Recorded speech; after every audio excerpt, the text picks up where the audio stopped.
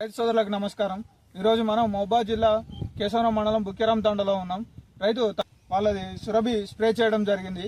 Spray చేయడం వల్ల చేయకముందు ఎలా ఉంది, చేసిన తర్వాత ఎలా ఉంది ఒకసారి రైతు మాటలో మనం విన్నాం. నమస్కారం అండి, మీ పేరండి? ఏ ఊరు?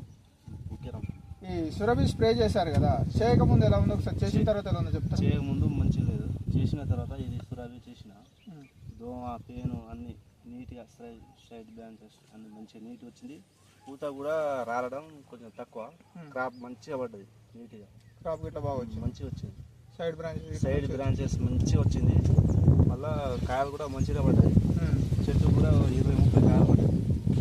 దోమ ఇట్లా అన్ని ఏది లేదు, మంచి నీట్గా మంచిగా ఇది కొట్టిన తర్వాత మంచిగా పడ్డది. గ్రోత్ కూడా బాగా, గ్రోత్ కూడా మంచిగా ఉన్నది. నీట్గా ముడత గిట్లా ఏం లేదు. ఇది కొట్టిన తర్వాత తోటి రైతులు వాడుకోవచ్చా అండి?